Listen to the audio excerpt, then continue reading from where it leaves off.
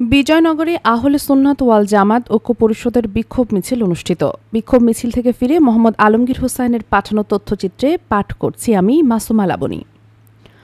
ব্রাহ্মণবাড়িয়ার বিজয়নগরে আহলে সুন্নাত ওয়াল জামাত ঐক্য পরিষদের বিক্ষোভ মিছিল অনুষ্ঠিত হয়েছে। ৩০ এপ্রিল বিকেল ৪টার সময় কারি মনসুর আহমেদের সভাপতিত্বে ও মাওলানা হামিদুর রহমান সিরাজির সঞ্চালনায় বক্তব্য রাখেন মুফতি খাজা আরিফ শাহ, মুফতি এনামুল হক সিদ্দিকী, মাওলানা মুর্শেদ আলম আশিকি, হজরত মাওলানা মহিউদ্দিন, মাওলানা শফিকুল ইসলাম নুরি, হাফেজ সাবেদ খান, মোহাম্মদ নুরুল আমিন, মোহাম্মদ জাকির হোসেন সর্দার প্রমুখ।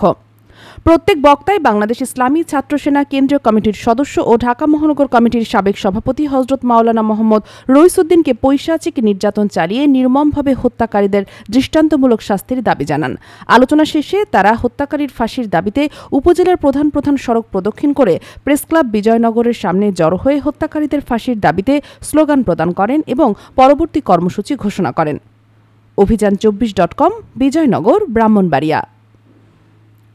এবং বাংলাদেশের পুলিশ প্রশাসন তাদের এমন ক্ষমতা রয়েছে, তারা 1 ঘন্টার ভিতরে খুনিদেরকে আইনের আওতায় আনে শাস্তির ব্যবস্থা তারা করতে পারে বলে আমি বর্তমান সরকারকে জানান দিতে চাই।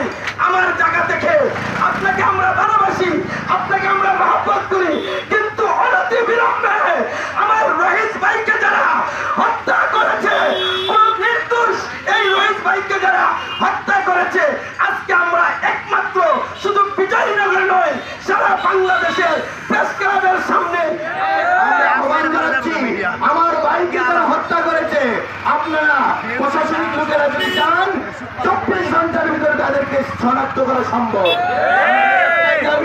তাদেরকে আইনের আওতায় এনে সর্বোচ্চ বিচারের আওতায় আনুন, না হলে দেশ শান্তি থাকবে না।